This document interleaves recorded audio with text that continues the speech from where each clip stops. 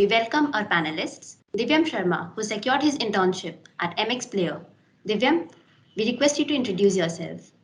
Hey guys, my name is Divyam Sharma. I'm a fifth year undergraduate student from the Department of Humanities and Social Sciences. I'm a boarder of Triple M Hall of Residence. I'll be joining Boston Consulting Group as a management consulting associate in July.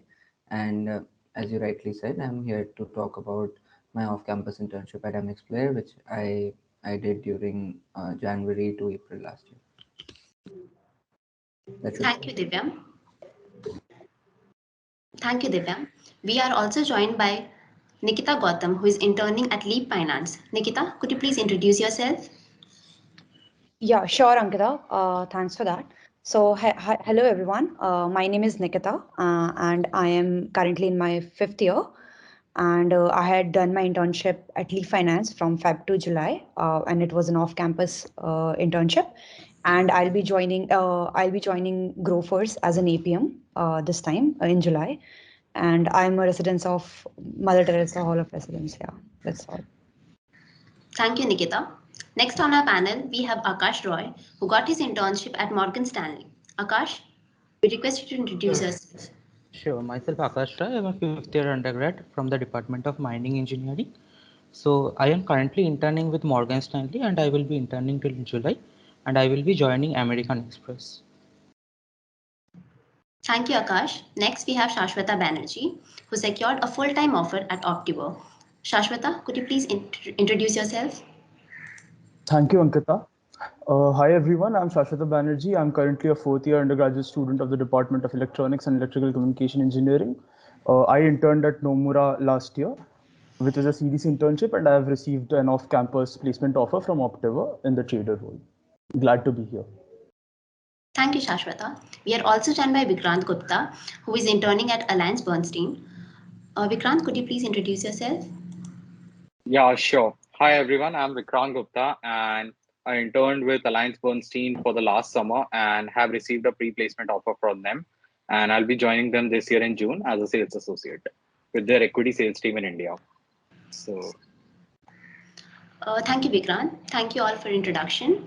Audience can put up their questions in the chat box. We would be happy to take those questions at the end. So let's get started with our session. Coming to the foremost thing, the first question in our session. Everybody has a doubt in understanding and deciding which profile to go ahead. Divyam, would you like to start on with this? Right. So I think for this question, a lot depends on which year of college you're in and how many years you still have left in college.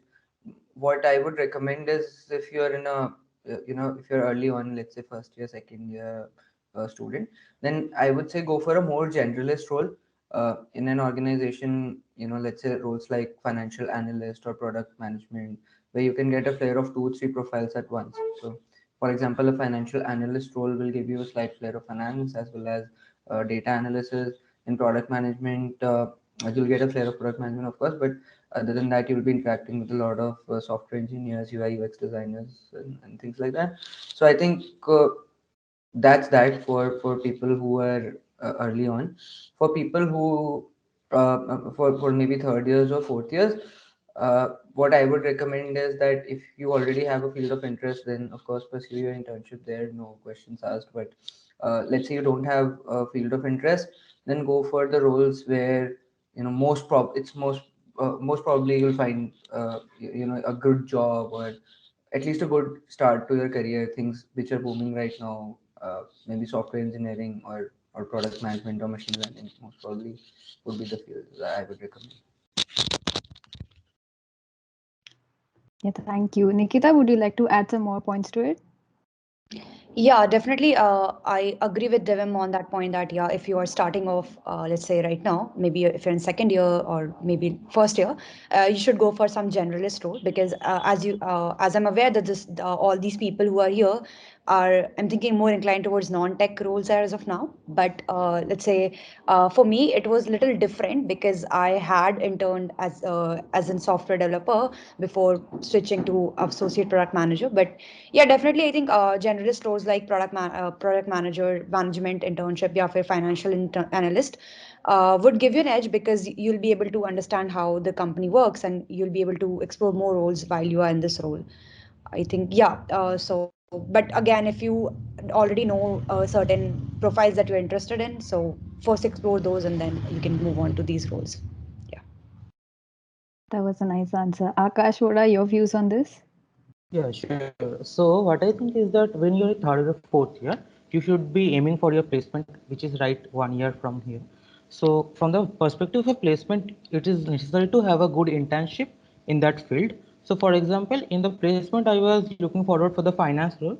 So I knew that I had to do some kind of finance intern. So this is the kind of mindset which the pre-final years should have. And rightly as Divyam pointed out, if you are in the sophomore year or in the first year, you have more flexibility to do other kind of interns and explore and then further go down that track. Shashwata, would you like to add something more in it? I absolutely agree with what the other panelists said. For example, in my own career trajectory, I knew that I wanted to go into trading probably in eventually, but trading internships, even off campus, are very few in number, and it is almost impossible to get an internship, a corporate internship outside India, because then the work visa things come up, and for just a 2-3 month internship, companies do not like really want to give you a work visa to work outside India. So for that, having a generalist role in your third year, basically in your as your compulsory internship is really good. Maybe even before that, did a generalist role as a financial analyst at Nomura, and then once you have honed those skills, once you know what you're good at, and once you have your interests lined up, then when you're facing your placements, you can go into the role that you absolutely want to. Maybe that role doesn't come in CDC. That's absolutely fine. There are many roles that don't come in CDC. Just do your research, talk to seniors, talk to alumni, and once you know what role you want to, then for placements you can go for that role, even if that role was not exactly the role you interned with. That was great. Vikrant, would you like to add some more points to it? Yeah, so agreeing with all the panelists here, I will add that there are a number of ways to look at what profile you want to intern in. One different way could be just look on LinkedIn or in the market and see what kind of internships are trending right now. Like for example, right now there's massive opportunities with internships in venture capitalists. There is internships in equity markets in our smaller companies. Then there are startups who are looking to build up. So in that particular internship, you will have, as the other said, a very generalist role. They could ask you to do software development, product manager, or they could ask you to just do market research. So this is another point of view to look at different profiles. Just go out on LinkedIn or just ask around people and see what kind of interns are basically what's the tune for this summer. 2 years back, the summer internships were very focused towards ML. Right now, they are more focused towards startup side and venture capitalists because I almost see 2 to 3 different VCs hiring an intern on a daily basis. So this could be another way to look at which profile you want to do and choose that profile which aligns with your long-term career goals. So this could be another way.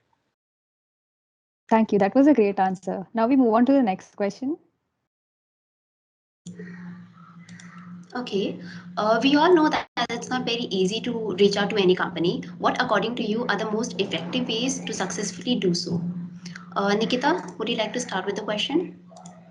Yeah, sure. To be honest, I'm really I'm still finding what's the most effective method to reach out to the companies because most of the times, it will be like a trial and error method. It was a trial and error method for me, but I think if I had to, put my let's say experience into let's say 3 buckets, so I would say the most effective was for me definitely reaching out to alums. Sometimes we take this for granted, even if you don't know them personally, let's say if you, so IT KGP has a huge network of alums, right? So eventually, you can search about them. You can, so think about it like this, take a list of the companies or maybe the profiles, if you've selected some profiles or maybe some companies that you want to get into, go on LinkedIn, find those, search those companies, then there will be people section. Just look for if you could find anybody who's from KGP or maybe any senior that you already know and they're working there. Reach out to them first. Nevertheless, if you don't find anyone from your KGP network or any senior or any kind of friend or a family friend or anybody, you can just message to the people in that team as well. So for me, it was like I wanted to get into product management. So I looked up the people who are already doing, let's say, product, who are already product managers at those companies. So I reached out to them. I sent, let's say, very short message introducing myself and telling them that, hey, I'm really interested in this product. In your, let's say, this company, and I'm new in this. And so just reach out to them.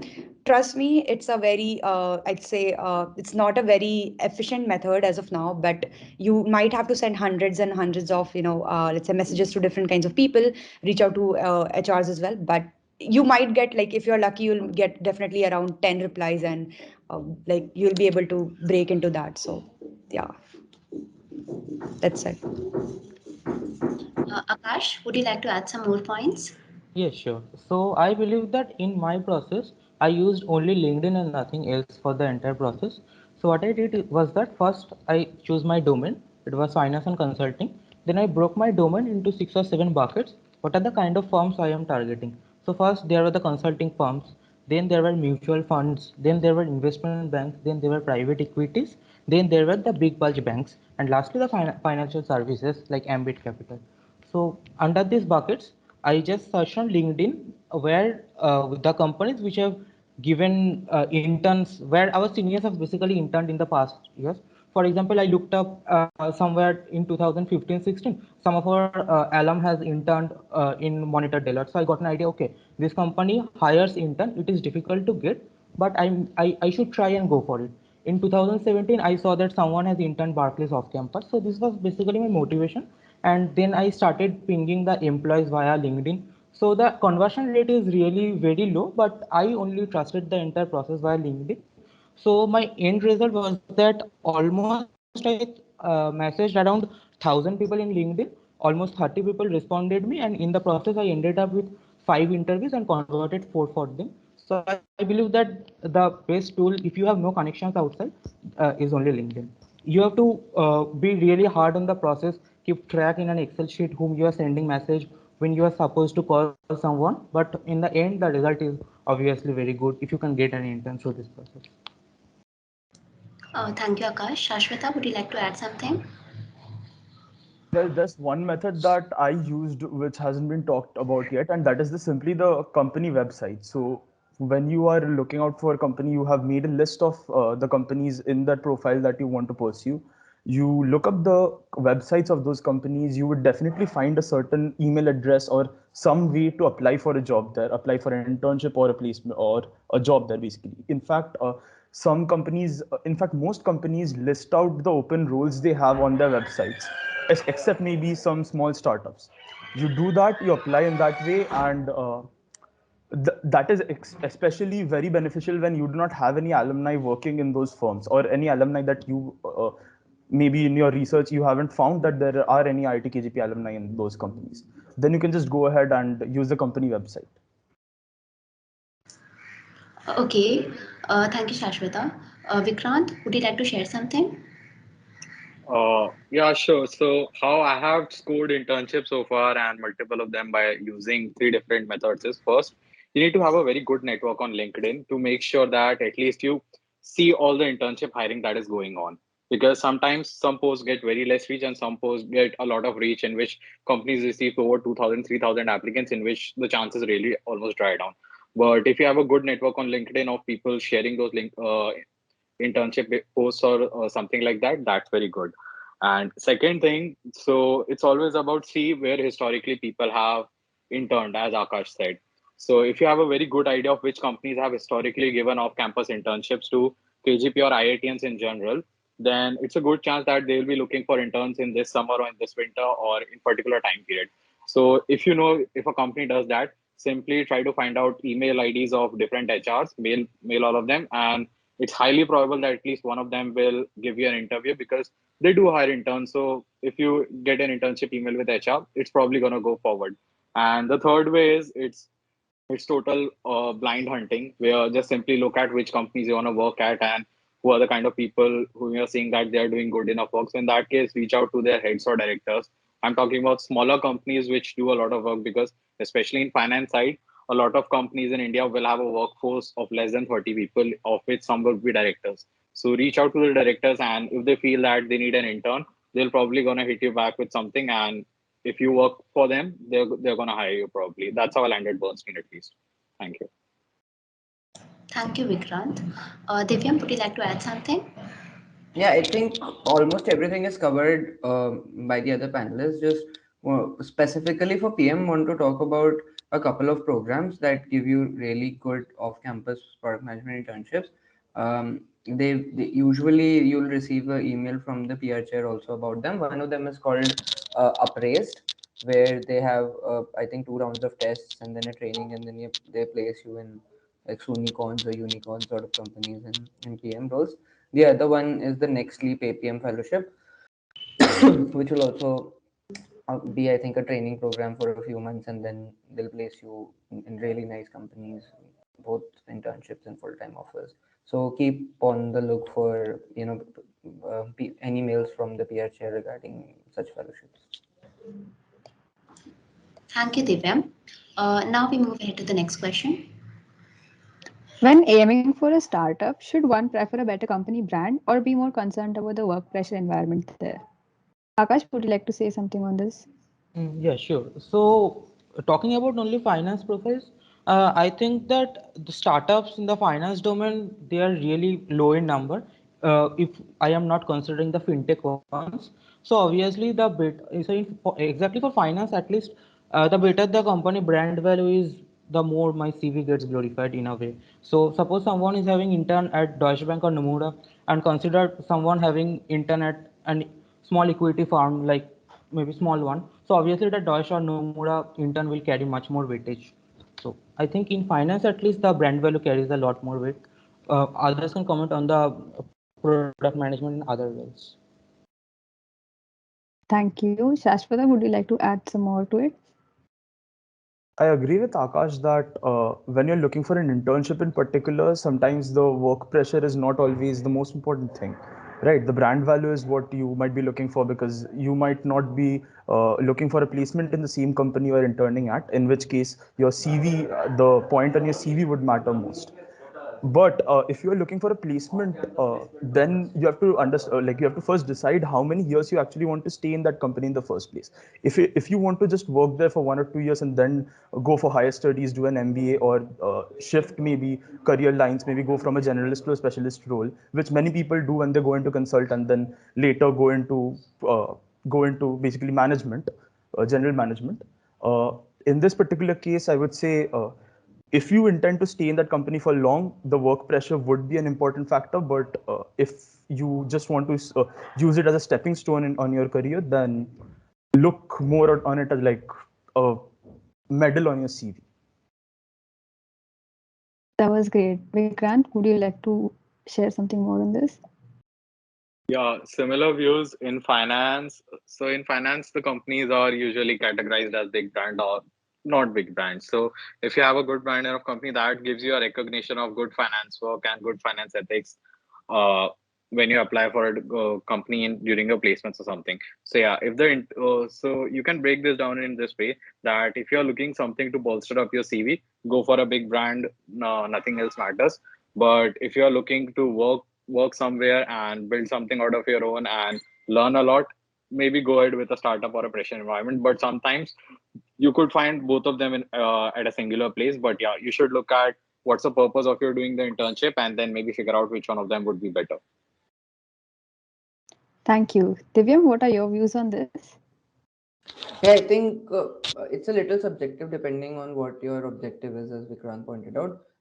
But largely, if I had to be very objective about it, if you're in your first or second year, mm, don't mind going for a pressure environment or a startup, because you don't know much at that point in time. So your objective should be ideally to learn a lot and get some talking points on your CV for the next internships, which you will try for in big brands.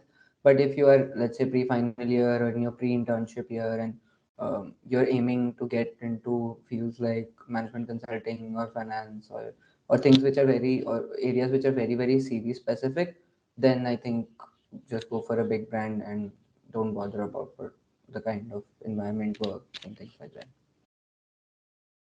That was nice. Nikita, would you like to add some more points to it? Yeah, definitely. Like as everyone has pointed out, like depends on the objective, right?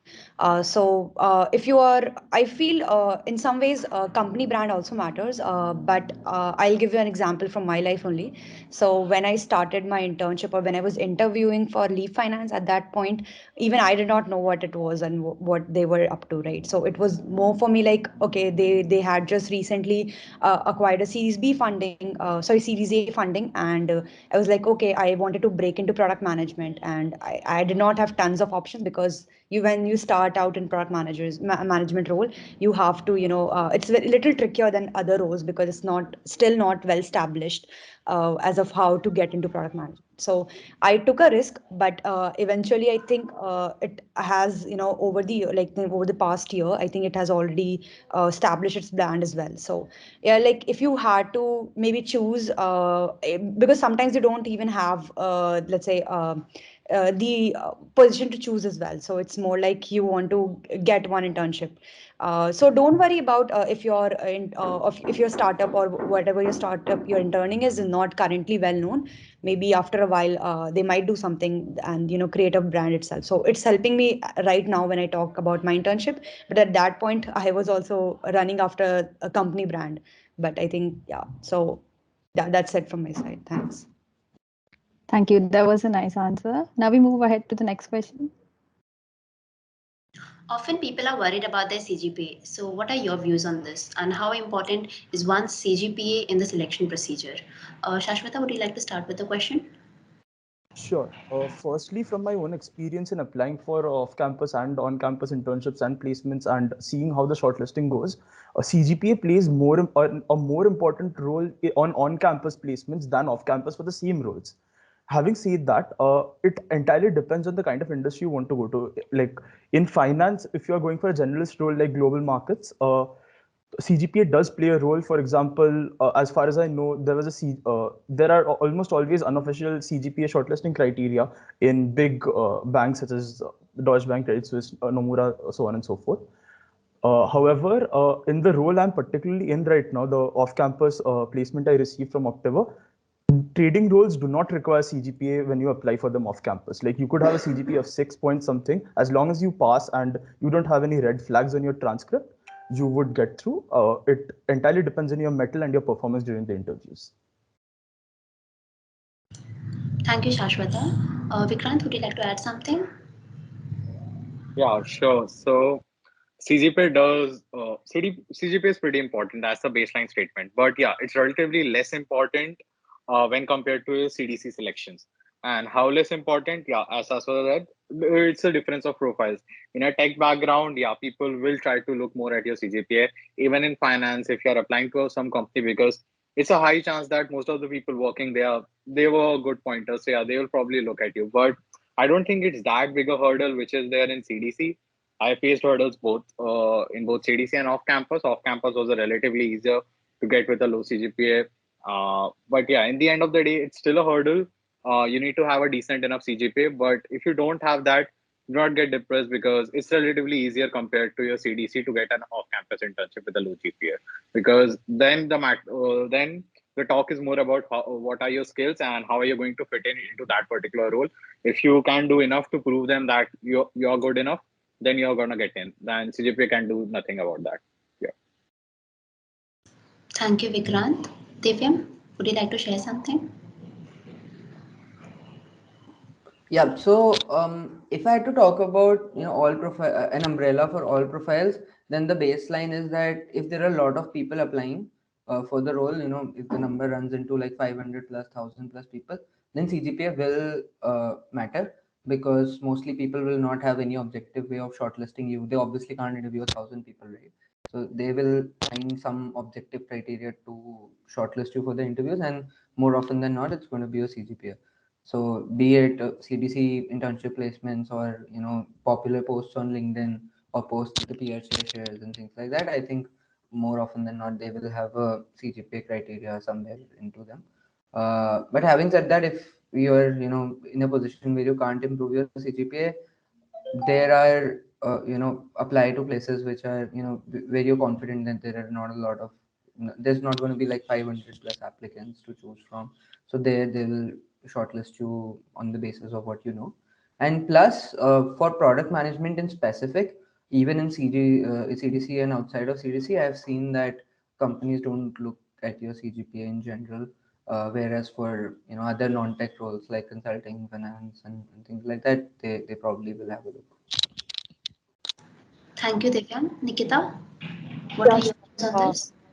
So I'm just going to summarize two things that I got from other people and that also I've seen from my experience. One, like definitely in CDC, it matters more your CGPA because I think company because there are so many applications for one particular profile, so they shortlist by CGPA. And like even I had seen this year, there were some, like not all, but some product management roles as well where they were shortlisting on the basis of CGPA. Like unofficially, it was not official, but unofficially they were.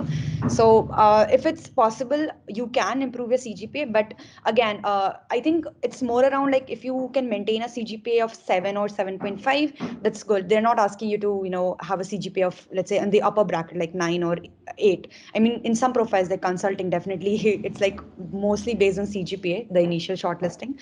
But for other roles like PM, I think if you have a CGPA around 7, it will work. The second thing that, yeah, as they mentioned that since when you're applying off campus, there are so many different criterias as well, like that, but they can't shortlist on that criteria. So there might be a little bit biasness towards CGPA. But I guess for me, it never hindered. Like I'm still like I have a CGPA around 7.5, so it never hindered for me in acquiring other internships as well. So yeah. Thank you, Nikita. Akash, would you like to add something? Sure. So talking about finance profiles, it depends entirely on the profile you are going into. For example, Saswata mentioned about trading profiles. So for the trading ones, you really don't need a great CGPA or something of that. But if you're going into a profile like investment banking, be it off campus or on campus, you always have to have a good CGPA, and not only good, it should be as high as possible, above 8.5, above 9. So CGPA really plays a role in the kind of profile you are going. And really other panelists, as they have mentioned, that in the on-campus process CGPA has a greater weightage. In the off-campus process, really they don't play as much role, but definitely there is a role. For example, talking about my personal experience in Morgan Stanley, when they come via the on-campus process, so they shortlist only people above 9 CGPA or something of that. But I myself, my CGPA was 8.5 when I got an intern over there. So obviously you can see the difference in CGPA when they're selecting via on-campus and via off-campus. Thank you, Akash. Now we move ahead to the next question. Since you interviewed for many companies, what is the role of extracurricular activities in the selection process? How essential are they for one? Vikrant, would you like to start on this? So, not a lot. Like in off-campus, extracurricular activities depend what kind of were they. But yeah, again, not a lot of weightage to there. Most of the weight, as far as from what I have interviewed, most of the weightage remains to what your skill set is and what your projects have been in the past. But yeah, extracurricular activities, how can they help you actually is you can pitch them as really good stories in your interviews. Whenever you get a typical HR question, you can just go ahead and throw a extracurricular activity experience of yours. Like what was the most stressful thing about your thing? Just throw something about something which you have done in your extracurricular activity. Those are very good storylines. But apart from that, not a lot of benefit from what I have seen so far. Thank you. Shashwata, would you like to add something on it? Well, I agree that while extra-academic activities are not necessary for all profiles, having one or two that you can actually talk about, especially during HR rounds, which show that you sort of have a life outside just the career that you're pursuing, right? So it sort of helps them understand who you are as a human being and how you think and how your life is. And which actually, if you find a commonality, a point of commonality between you and the interviews in front of you, or the person you are maybe mailing your CV and your cover letter to, maybe that would help you in getting the role you actually want. Those inherent biases, subjective biases do exist, and having extra academic activities might actually uh, help you actually use those biases for yourself. That was great. Divyam, would you like to share your views on it? Yeah, I agree with Shashwata. I think I can't think of a scenario where it will help you upfront other than consulting. But yes, there is a soft benefit to having extracurricular activities on your CV to make a connect with the interviewer, to show that you are a diverse human being, and as Vikrant pointed out in the HR questions, specifically for consulting, yes, extracurricular activities will play a very important role, and they will be treated, in line with academics or internships or anything like that. But the spike in the extracurricular activities has to be as strong as, let's say, if you want an extracurricular activity to weigh as much as a tier one internship, then it has to be something like a national level or international level uh, achievement in the extracurricular activity. So if you're looking at consulting, then pursue it to that extent. Otherwise, yeah, it's good to have something on your CV, but I wouldn't be too worried if I didn't. That was a nice answer. Nikita, would you like to add something more to it? Yeah, I think definitely I agree with Vikrant that for that, I think extracurricular activities for me, the way they have played is like, yeah, definitely telling a story about, because some questions are like HR questions, like you don't even know what to answer, then you can, build up small stories around it to, put up your point. Apart from that, I guess for me, like I have given like around 2 3 interviews for during my internship process, and I personally did not find time, or maybe did not have any discussion with the interview itself on my extracurriculars. Maybe that was because of interviewers biasness or time constraint. It was more focused on the projects and the internships that I had to done, or towards what general college life is. But yeah, I think in the end you have a smaller discussion, but that's just I think that's just to keep the interview light. But I'm not sure if in project management it's actually very necessary to, like it's very important. But I think everybody has some kind of extracurricular activities that they do in colleges. So if you have anything, you might include it. Like it might come in handy. You never know. So yeah. Okay. Akash, what are your views on this? Sure. So I think that in an interview, they are not going to upfront ask you a question like, okay, so you are a placement coordinator, what you did. This kind of questions are not at all expected. Rather, there will be questions like HR questions like, okay, how did you handle a situation where there was conflict between two team members? So I can use that experience where I have held certain kind of position of responsibility and then answer the question accordingly. So in a way, extracurricular activity helps in handling the HR questions, but other than that, upfront questions, they are a strict no. Thank you. Now we move ahead to the next question. Resources are very important for one to be able to prepare well. Could you suggest some of the important ones? Nikita, would you like to start? Sorry, there was some network error. Could you repeat the question? So Yes. this resources for preparation. Oh, I'm not able to hear you properly. Am I audible? Okay, yeah, Yes. sure.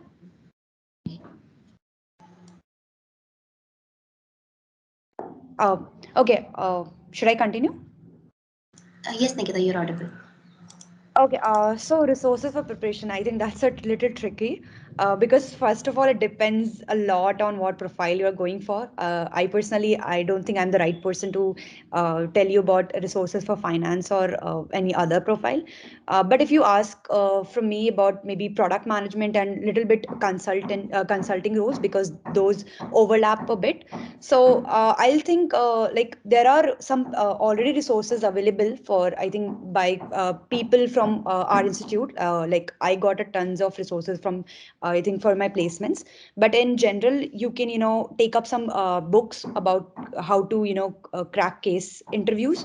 So something like that, where you can make small groups and start practicing your cases. Apart from that, I think there would be general. I'm thinking if you want to go for some general roles like in quant as well, so you might help with the kinds of book size like Heard on the Street or something, where you have small puzzles as well, or some kinds of probability statistics questions. So again, it depends on the kind of role you're targeting. For me, when I was targeting for product management, all I did was did tons and tons of cases, and I think that also comes for consulting as well. And I think if you really want some kind of resources, I might share with the communique people, and then they might forward it to you. So that would be a good thing, I think. Thank you, Nikita. Thank you so much. Divyam, would you like to add something? Yeah, I think depends a lot on the role you're targeting, but in general, if I had to tell you for non-tech, there are I think two kinds of resources.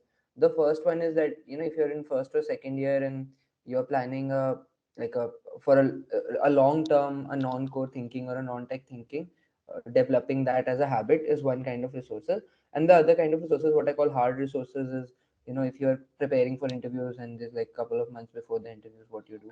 So that kind of resources. For the first kind, which you do for the long term, I think it's necessary to keep a hang of the market that you will operate in. So for example, if you are in product management, then uh, it's necessary to keep going through LinkedIn, the posts that popular product managers they release. What do they think about product management? What are the new products that are coming in? Maybe keep scrolling through producthunt.com once in a while, see what's going on there, and things like that are necessary to build a product thinking. For finance, I would recommend the Ken or FinShorts is something that you should keep reading regularly. And then there are certain non-core books. Let's say like the Blue Ocean Strategy is a really good book, and a couple of them I think I'll also share with the communicate people. That's for a long-term development of a non-core mindset and a general mindset where you can grab everything that is there in your environment and that is necessary for you to activate your mind. And for the short-term preparation, I think there's one case book that I use for product management cases. I will again share it with communicate. Uh, and for the consulting books, I think there is a book by communicate itself for guesstimate preparation. I really like that book. I used it. You guys should share it with the participants. For doing cases, I think I used IT Bombay's casebook and IT Madras casebook. Thank you, Divyam. Shashwata, would you like to add something? In finance, well, there's one book which is really great if you want to go into finance or quant roles. It's JC Hull's Futures, Options, and Other Derivatives. Other than that, puzzles and ProbStat questions are something in finance and also in other roles you might face during interviews or even in tests before that. So for that, heard on the street, as Nikita already said, and also there's this website called brainsteller.com that you can go to and solve puzzles. Other than this, in particular, if you are interested in, like, let's say trading or algorithmic trading or quant in general, there's this amazing book called Everybody Can Trade in Python, I think. I'm not sure about the name of the book, by Clenau Andreas. I'll share all these resources as suggested by the other panelists with Communicate. And other than this, there are certain companies like, let's say, Jane Street, who have a sort of handbook for anyone who would like to interview with them, which is available in public domain. It sort of covers all interview prep you would need for, let's say, interviewing in it for a trading role. Other than this, in finance, a really good resource if you are into reading books are the FRM and CFA level 1 materials. Even if you do not sit for the exams, if you have time, if you have, let's say, 3-4 months time on hand, you can just read them, like, let's say, half an hour or 1 hour a day. That would give you a really comprehensive grasp of the subject, so you can sort of tackle any technical questions during the interviews. Thank you, Shashwata. Vikrant, could you please share something? Yeah, sure. So I'll just run you through what's needed for finance in my experience, and I'll be speaking both for internships as well as off-campus placements. So the first thing is about finance. So they are probably gonna ask you the question, what do you know in finance? And you're probably gonna answer something, and they are probably gonna cross-question you on that. So on that, it's really important to have a good grip on whatever topic you are suggesting and have one really strong topic. It could be derivatives from JC Hall as Satwa suggested, or if you wanna go more into equity or corporate finance side. So I'll also break it down for you. CFA level 1, book 4, book 5. FRM level 1, book 3, book 4. Because the rest of the three books, they are very theoretical in CFA. Book 4 and book 5, if you read both of them, and they're going to be a very humble read. It's nothing too tough. You have to just read through it. You'll get through most of the important concepts, and just make sure you get one strong concept, whether it could be fixed income or bonds, basically. It could be equities, it could be proper portfolio management, it could be derivatives, or it could be a theoretical corporate finance or balance sheet part. But you need to have one of these very strong, because the interview is going to ask you, what do you know in finance? Second thing, if you're applying for off campus placements or anything, it's really important to keep in touch with financial news. I have highlighted this even before. It's really important, if you're looking for a role in finance, you have to stay in touch with current affairs and news, what's happening in finance, which stocks are doing well, and what's the current trends in finance, because this gives you an active discussions with the interviewer. A lot of time these discussions maybe can overthrow all your technical about interview away, and you can just discuss about this. This is very important, having a very strong grip on what's happening in the world of finance. And in off-campus placements, companies usually like if you have an idea with you. If you are applying in company which does equity, it's probably good to have an equity deck ready with you about a stock with a financial model, and probably 2 to 3 more rough ideas, very small but rough 2 to 3 liners on why you like those stocks. But one idea should be very strong with financial model. This is very appreciated in off-campus placement. Similarly, if you are applying for a VC role, it's very good to have 2 to 3 startups in your hand, which you can just say them that, okay, this is the areas which you like to fund, and these 2 startups are, according to me, really good, and this is something we should be looking forward. So again, a page of theory on that. So these 2 resources will help you a lot if you in placement side, but on the internship side, this is probably not going to matter, and they're probably going to ask you basics, in which you are the one who decides what are they going to ask. So just be prepared on that. Thank you, Vikrant. Akash, would you like to add some more points? Sure. So I will be only talking about the quant finance part. So for the quant finance, there are 2 excellent courses in our institute. One is financial risk modeling and another is derivatives and risk management. So these courses are offered in the spring semester only. So still there is option for registration. If any of you want, you can go and register in those courses. So those courses are excellent, and that can be supplemented by John C. Hall's derivatives books and a Jordan's book in risk management. So I think that for quantitative finance, in the finance part at least, these 2 courses and books will be sufficient. Along with this can be supplemented with puzzles, as Shashwata and Nikita mentioned. And a bit of coding in quant finance would also help, at least in on-campus processes. For the off-campus processes, they really don't ask for any coding.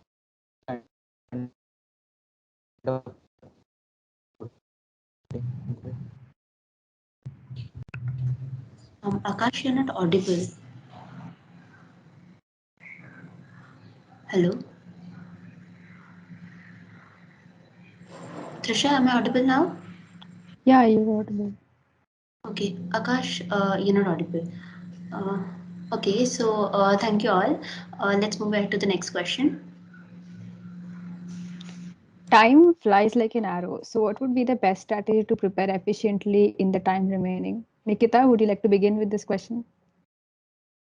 Yeah, sure. So I think right now there would be like 2 kinds of people who are still, applying for internships. I think one would be the people who actually know what profile they want to intern as of now, and the people who are still not sure and they just want to, whatever companies are coming or came and they just want to explore different kinds of roles. And so I think the people who have already know what kind of profiles they are looking for them it will be slightly easier. So what they can do is definitely they can look for right now. First of all, they can start looking for the companies who would be would generally let's say hire interns for their profiles.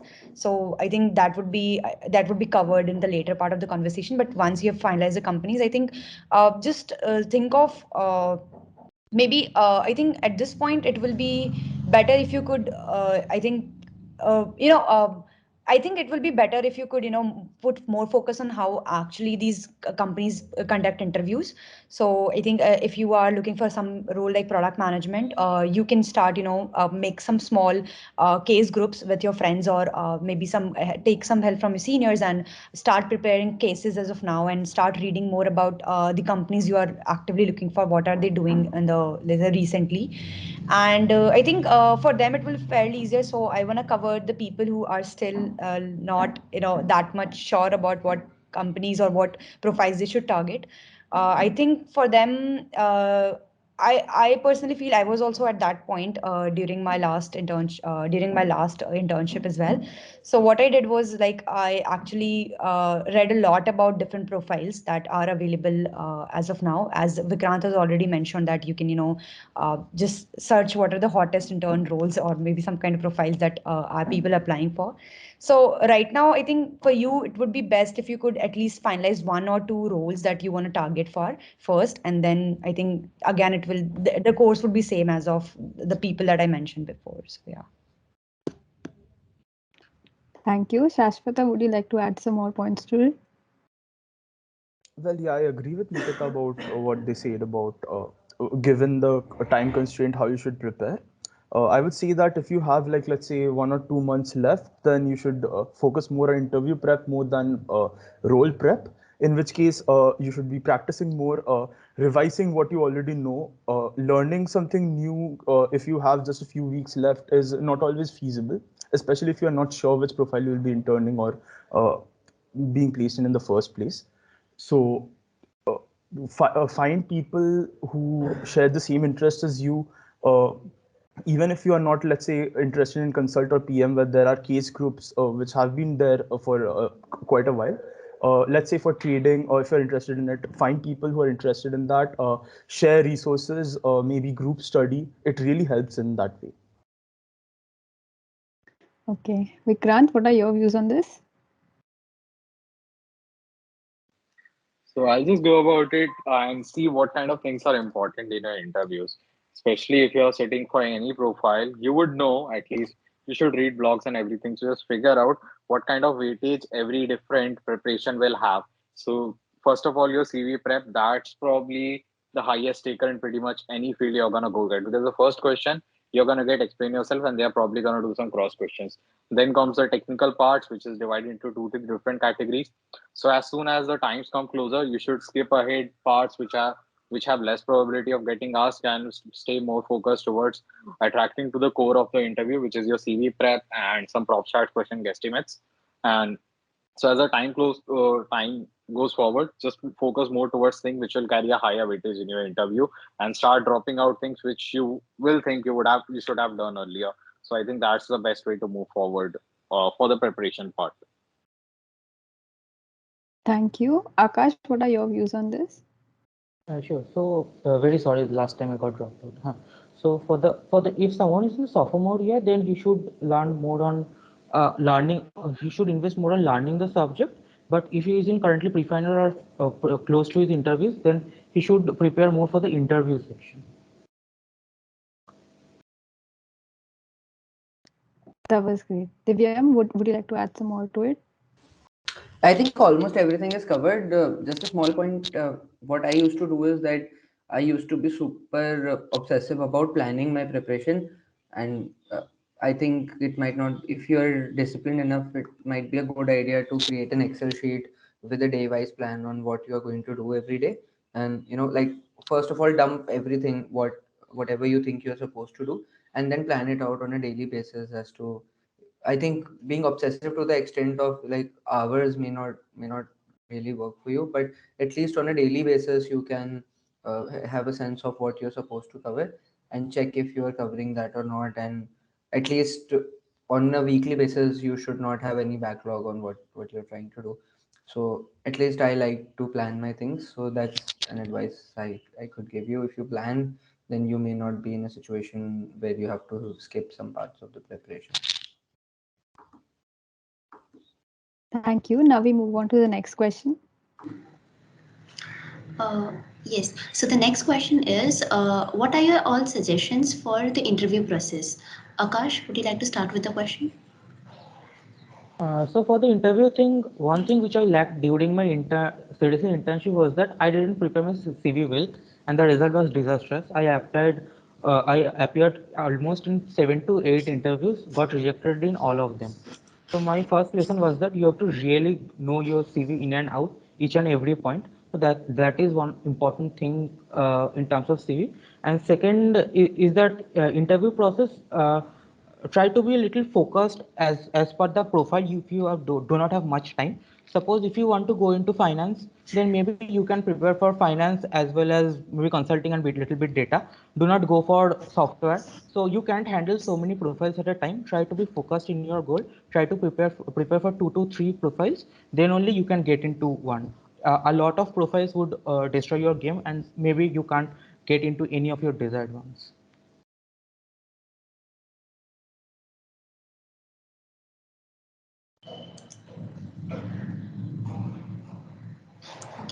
Shashwata, would you like to add something? Yeah. Well, firstly, when you are in the interview process itself, the first thing that you should keep in mind is that you have to be chill, relax. Or maybe just before the interview, this is something I personally did. I went out, had chai at the nearest tapri. Do something like that. Maybe talk to your friends. Just chill. Do not always go around like revising your CV, revising the prepared answers that you might have to certain questions that you expect in the interview. Just chill. Other than this, I would say that yeah, I agree with the previous panelists that you should know your CV by hand. You should be able to sort of go through your entire CV and maybe even weave in points that you didn't mention in your CV but you mentioned in your cover letter in case your role requires so. You should be able to weave them into a story for about, let's say, a minute or a minute 30 seconds. That is the first thing that will be asked in the interviews. Other than this, so technical rounds and HR rounds are pretty different in how they're approached, right?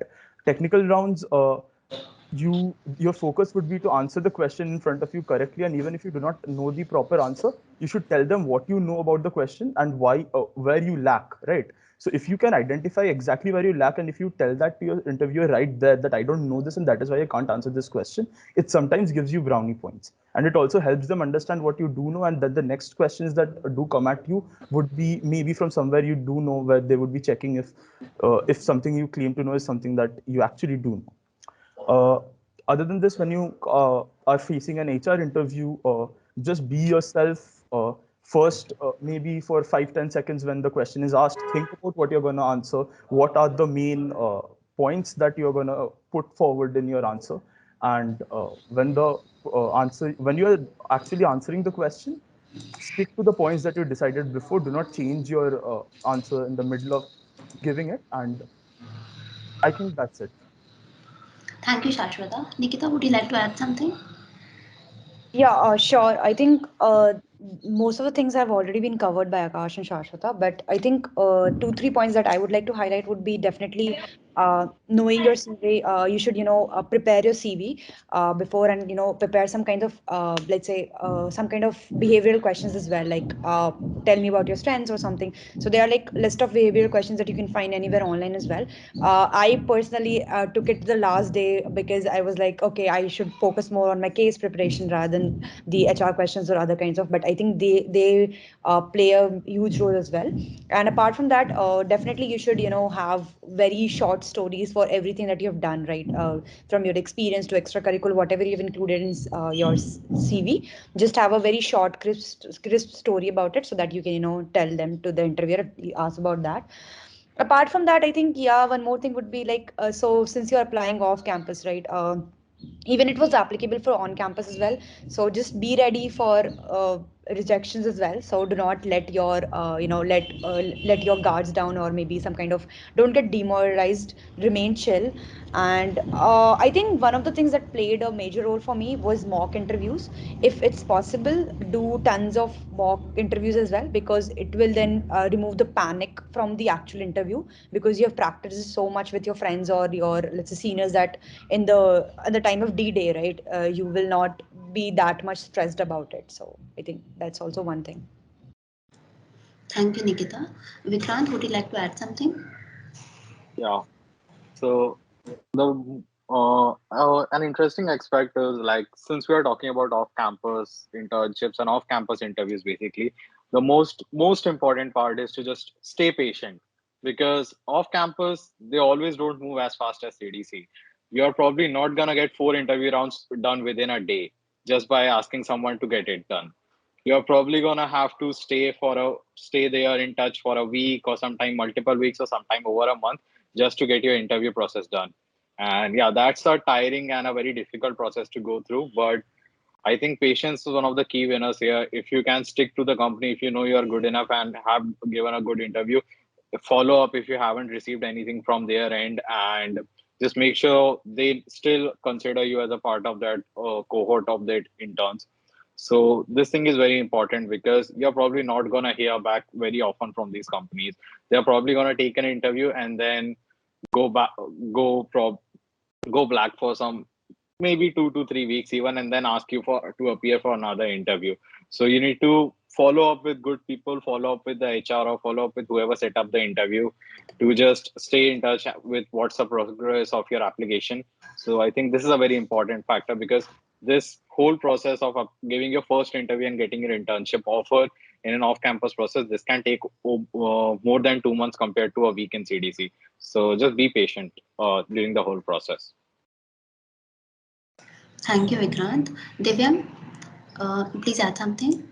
I think I absolutely agree with Vikrant. The process is very cumbersome, and what you can do is always note down the names of your interviewers and the HRs who are in touch with you, so that if they take disproportionately long to process your feedback, then at least you can reach out to them on LinkedIn, send a hi, maybe if it's possible, get their email ID, shoot them an email and things like that. That just gives you an extra cushion in case they don't give you the feedback on time. That's number one.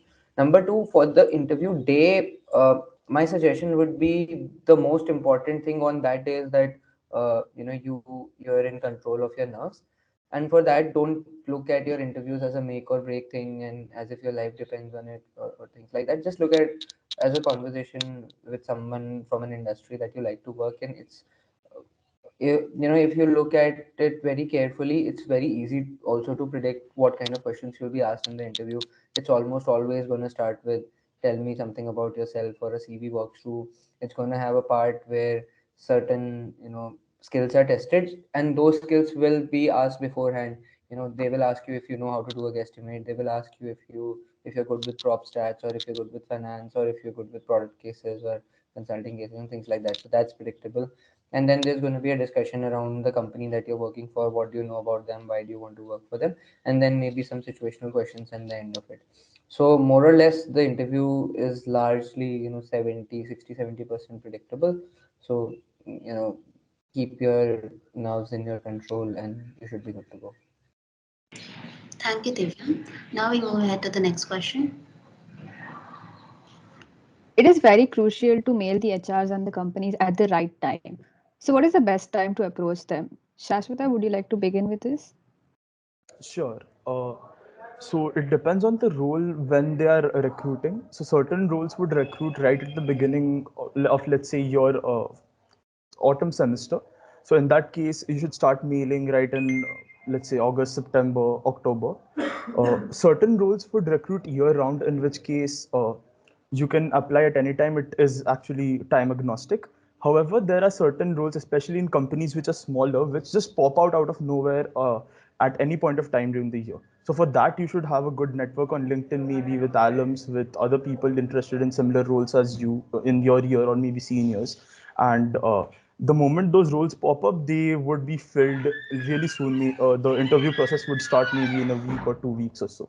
In that case, keep an eye out, and as soon as you see a notification, maybe a LinkedIn post about some company hiring interns, just go ahead, give them maybe like comment as it is the norm in LinkedIn, comment on that post, or maybe just DM them, and I guess that's you're good to go. Thank you. Vikrant, would you like to add something more to this? Yeah, so as Saswata said, whenever there is a portal involved, there are specific deadlines for when the portal needs to be done, or they are either time agnostics. But when it times to come for explicitly the mailing the HRs or mailing the company part, I think from what I have found, the best time is 60 to 90 days before when you expect to start the internship. So let's say you want to start the internship in summer on May starting. So I think the ideal time would be mid-Jan to mid-March. This would be the very ideal time to just peak on your mailing to HR, because this is when the HRs will know that there is a vacancy for interns in summers. Similarly, if you're looking for a winter internship in December, then ideal time would be mid-September to mid-October to mid-November even, because December is a shorter internship. So yeah, keep this in mind of n minus 60 to 90 days. This is the best time to mail the HRs because it is then when they know of a role and then when they are actively recruiting. If you do it quite before, they're probably going to hang you up a lot. They're probably going to conduct one interview and put you in a wait list or do something like that. And if you are very late, they are probably going to not interview because they are already done with their intern selection cohort. So I think 60 to 90 days before, it's the most ideal time when you should hit maximum number of emails. At least that's what my experience is. Okay, anyone would like to add something more to this? Yeah, I would like to add something that in case you are applying for medium brands or something of that sort, I think that 2 months, as Vikrant mentioned, 2 to 3 months, that is an ideal timeline. But if you're applying for some big brands like JP Morgan or something of that sort, they have a very structured kind of program which ends very early and it's very difficult to get there off campus. So ideally for those big brands if you're targeting, it should be at least 5 to 6 months earlier. For example, in my case, I started my entire process back in July, September, so almost 5 to 6 months back. But otherwise, if you're looking for a medium to, I mean, the process where where the internship session is not so much structured, 2 to 3 months is enough for the entire application procedure.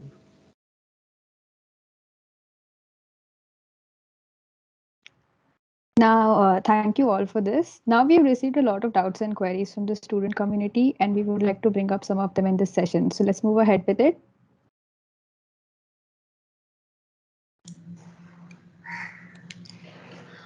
What is the difference between non-CDC and CDC internships, and does it affect the placements? Would any of the panelists like to take this up? Yeah, I think I'll take this. So difference between a non-CDC and CDC internship is how they who arranges the interview process. So in case of a CDC internships, the CDC team will arrange the process, and there are eligibility criteria which you have to fulfill to be a part of it, which would mean that you have to be in your pre-final year to apply for a CDC internship. The non-CDC internship, we have already discussed, they may be arranged by you yourself. There may be uh, a third-party organizations arranging it for you, and there are usually no strict eligibility criteria in non-CDC internships. Will it affect placements? That is, in case of a CDC internships, you have a higher chance of landing a PPO because the companies enjoy a relationship with the campus, so they roll out more likely to roll out placement offers. Having said that, there is a good chance you will get placement offers in non-CDC internships as well. Talking about if you're sitting for placements, does it matter if you had a CDC internship or not? I'd say it doesn't. The only thing that matters is the company brand name and the kind of work you did, and not so much on whether it was CDC or non-CDC.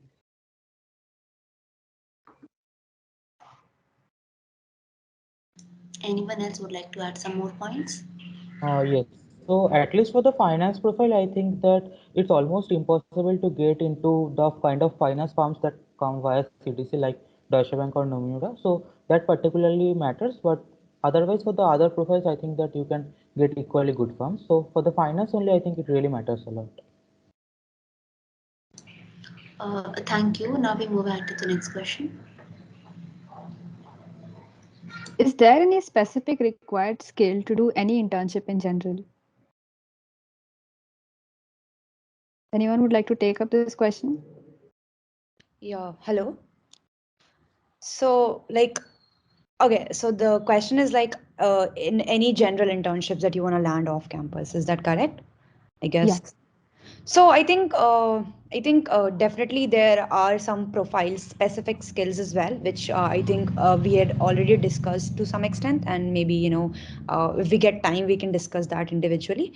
But for general, I guess two of the things that I can think of as of now is like one, definitely the problem solving skills. Like I'm thinking it's a very vague term, but like any kind of if you have a knack for solving problems, be it finance or be it like product management or consulting, definitely the problems that these different kinds of profiles or roles try to solve vary. But again, it's the same. Like I think the basic funda remains same. It's just breaking the problem into smaller subsets, and then taking each problem at one time and then trying to extrapolate from there.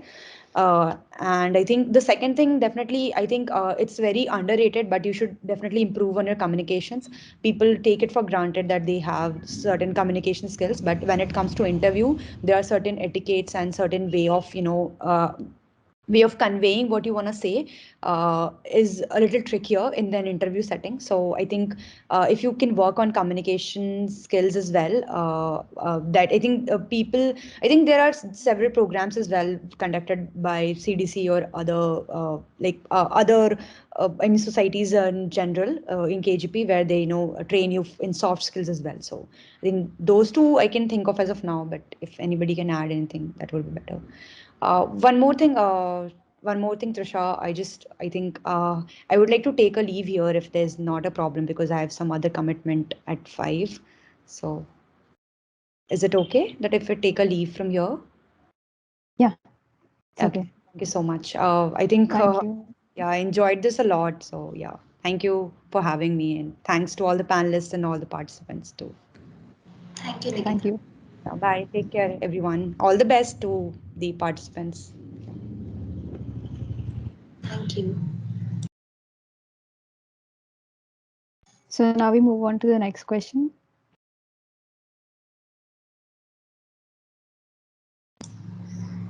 Should we make a separate CV for off-campus internships, or is it okay to use the same CDC CV?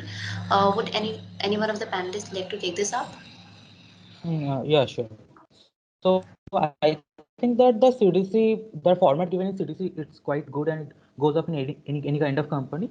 Just an important reminder, you should add your phone number and email address to the CV, because when you send a CV to a particular employee of the company, that particular CV of yours, it will go from one department to the other, and in the process, they might not able to find your contact, right?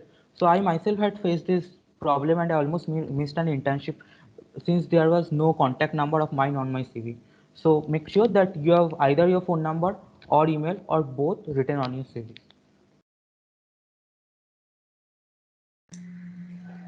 Thank you. We move on to the next question. Does POR play any role in attracting the attention of recruiters? What do they look for in a CV? Would anyone like to start with this? Yeah, I'll just go on with this. Yeah, Vikram. Okay. Yeah. So again, POR plays a role when it comes to applying field to field. I think Divyam will go ahead with this longer, especially on the consulting side, that yeah, POR plays a pretty important role in consulting. But apart from that, unless it's a very specific POR, no, it doesn't carry a lot of especially in the off-campus side. And what do they look for in the CV? So if it's an HR looking on your CV, it's probably depends on the number of applications they have. They're probably not or either going to look at your GPA or they're going to look at your past experiences. And in finance, sometimes certifications help, sometimes they don't. But more or less, the past brand name which you have worked with or the projects which you have done, that matters a lot in your resume. Not that much to POR because they are usually on the lower side of your resume, especially in finance. Does anyone want to add something? Yeah, I agree with Vikrant. It's only in super generalist roles. So what you do in your PR is super generalist work, right? So you're managing juniors, you're making sheets, you're emailing, all sorts of work, and there is no given job description.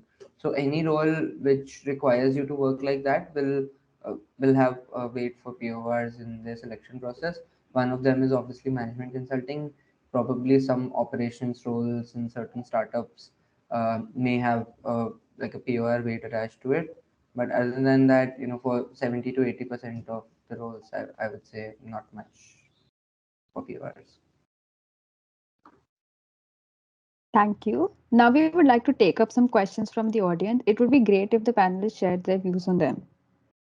Trisha, before we have those, I would like to add to the previous question on off-campus CV, whether we should use the CDC CV or not. In when you are applying abroad, certain countries have a norm that your picture should not there be on your CV because it is considered to be a bias. So you should always research the particular company or the particular country you're applying to, and if that country's norm requires that your picture not be there, do remove it before you send over the CV. Thank you. It was great. Now we move on to the questions that we're going to take from the audience. Okay, so the first question, what should my CV include and what are some prerequisites for trading profile, particularly Optiver? Shashwata, would you like to add? Okay. In particular, for trading profiles, your CV does not carry much weightage in the first place. It doesn't matter what is there on your CV. Usually, if you apply at the right time when they're actually recruiting, you would be sent the links to the first few tests. So the entire interview process has a lot of tests before the interviews actually start, and those tests are what they use as a shortlisting criteria, and almost everyone who applies gets to sit for those tests. Thank you, Shashwata. Another question we have is, how can we develop CV for quantitative trading? What should I add to my CV for this? I think I answered the question. If I could take this question up, I think I answered the question previously. Nothing on your CV is actually required to take up a role in quantitative trading if you are applying off campus. However, certain certifications like FRM and CFA might help a bit, and having some mathematical background, in particular in calculus, differential equations, stochastic calculus, basically, that might help you go forward. But other than that, finance internships, PORs, those don't really matter on your CV, in particular for trading roles. Thank you, panelists. Any advice or last minute tips that you would like to give to our Janta or say something about that we missed in our section? One thing I'd like to say is that when I was in my first and second year, I used to be very worried about doing the preparation first and waiting until the time that I'm prepared and then applying for internships. But over a period of time, I've realized that especially basic internships for second year, third year first or second year internships are largely a function of you reaching the right recruiter at the right time when they want people, and less a function of how much you know. So don't be bogged down by the environment around you, and people know so much, and I probably don't know as much, so I should get studying first and then apply for internships. If you're in the mood to apply, if you really want to do an internship, just by the virtue of you being an ITN, I think you have a good shot at landing a decent internship. So be confident that way and do apply for internships if you want to. Thank you.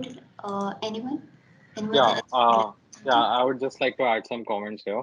So first thing, whenever you get into the mode of finding an off-campus internships, stay very organized and patient. I've highlighted a lot on patience, but I think organization is also very important.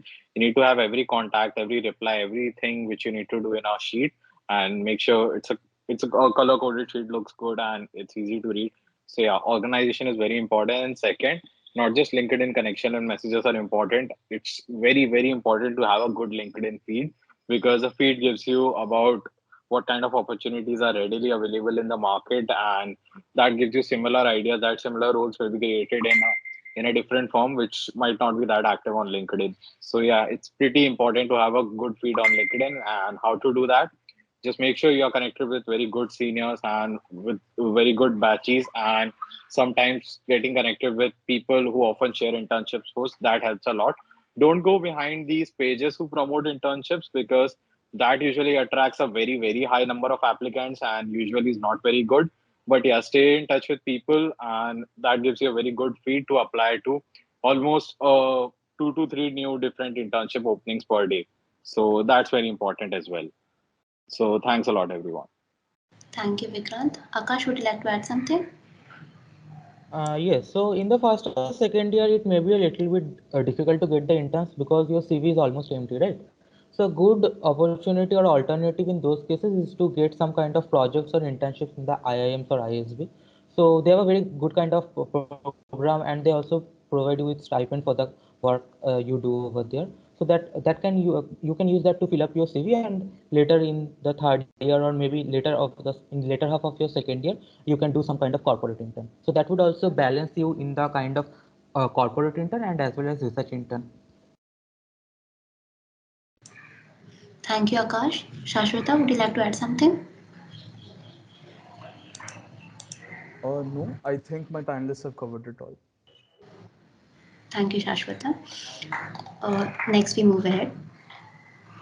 Coming to the conclusion of the seminar, firstly, I would like to thank all the panelists Shashwata, Vikrant, Divya, Nikita, and Akash for giving us their valuable time and sharing all the valuable insights with us today.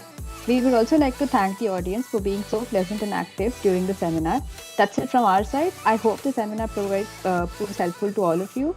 Thank you and have a pleasant evening.